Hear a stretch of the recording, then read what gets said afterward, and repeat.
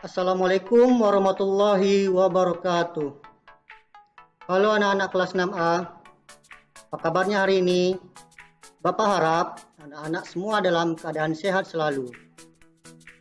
Anak-anak, hari ini kita akan melanjutkan pelajaran kita.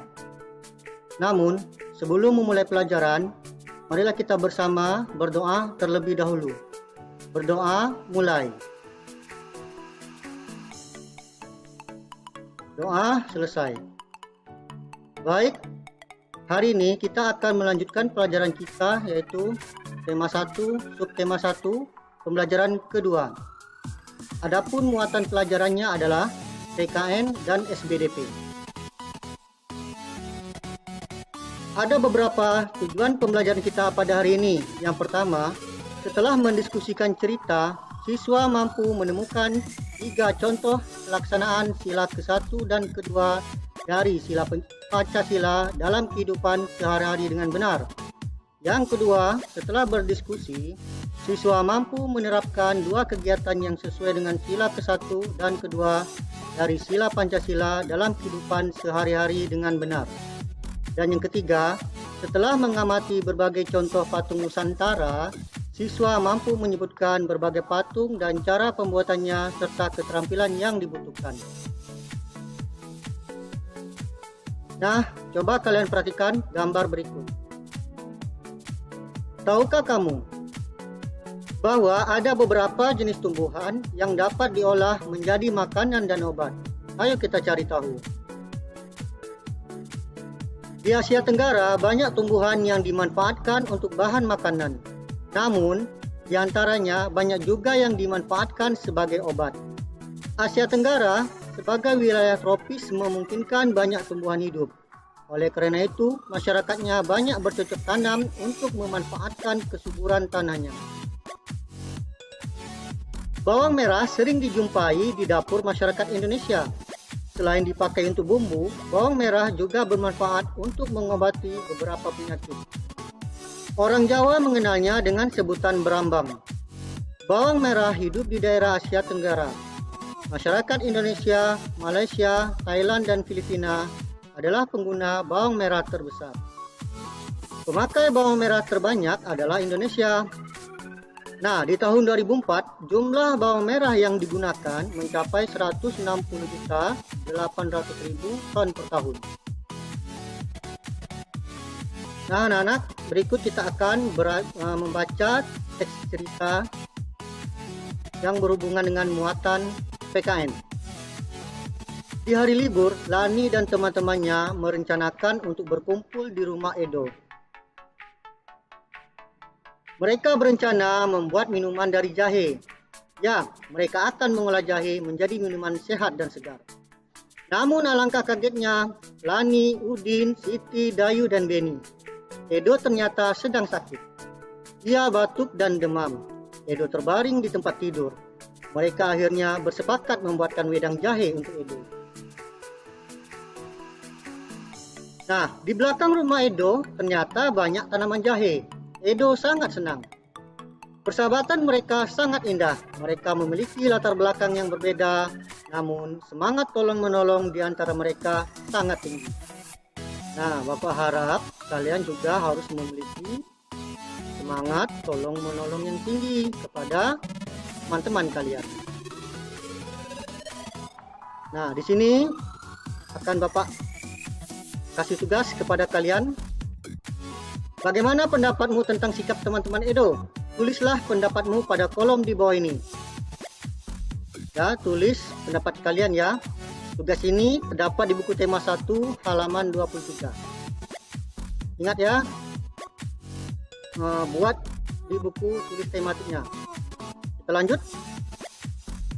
Nah, sikap teman-teman Edo sesuai dengan nilai-nilai yang ada pada sila Pancasila. Pahami kelima sila Pancasila berikut ini. 1. Ketuhanan yang Maha Esa. 2. Kemanusiaan yang adil dan beradab. 3. Persatuan Indonesia. 4. Kerakyatan yang dipimpin oleh hikmat kebijaksanaan dalam permusyawaratan perwakilan.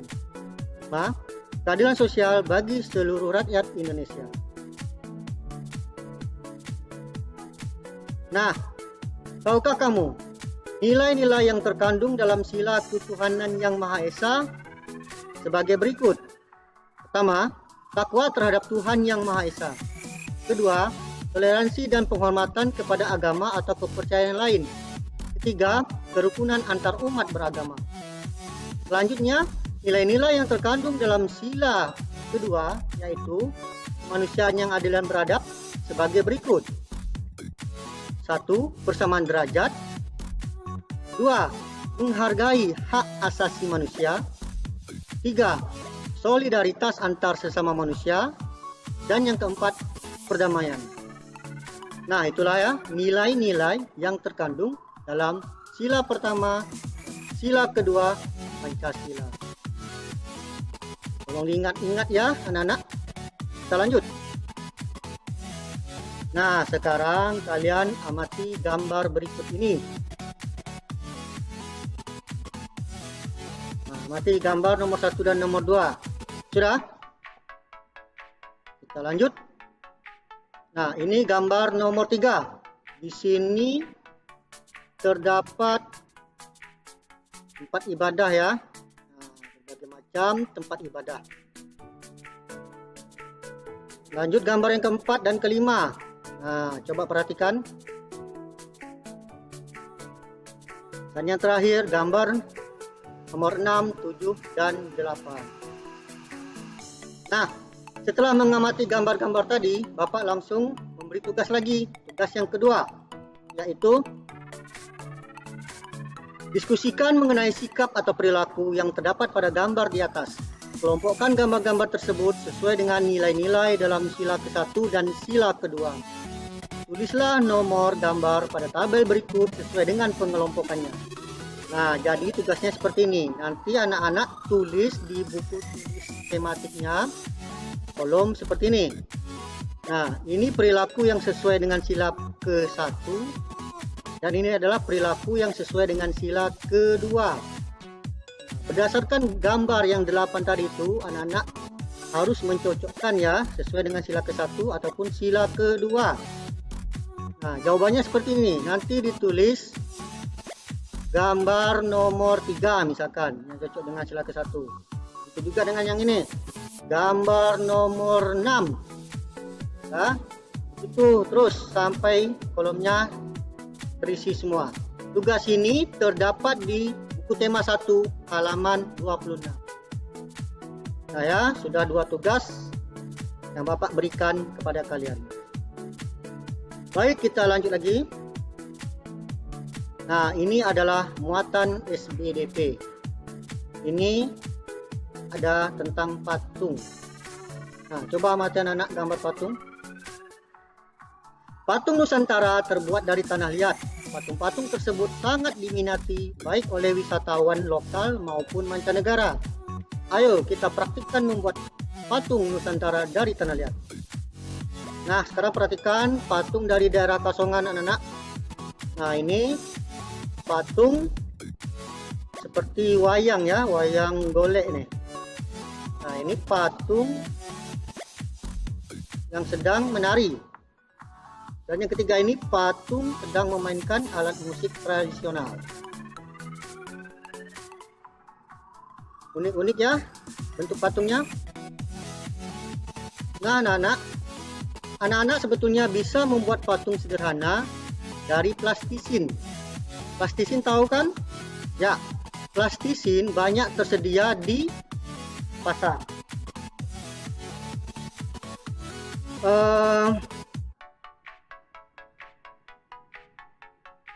Adapun cara membuat plastisin itu sangat mudah, anak.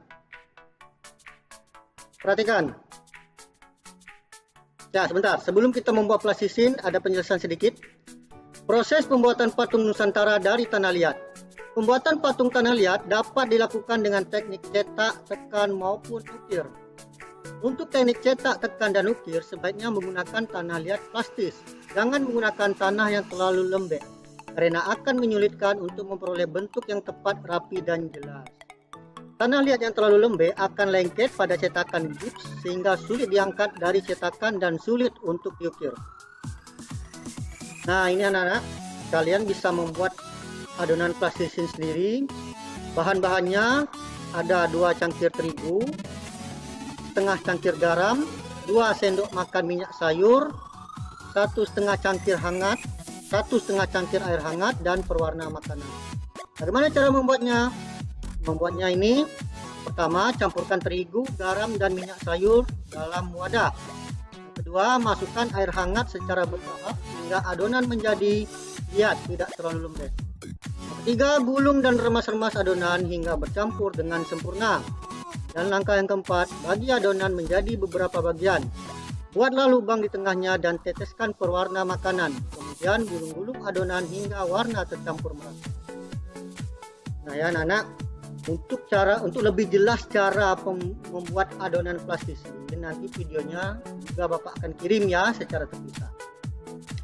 Nah anak-anak, pelajaran kita sampai di sini saja. Jadi ingat tadi ada 2 tugas yang harus kalian buat ya.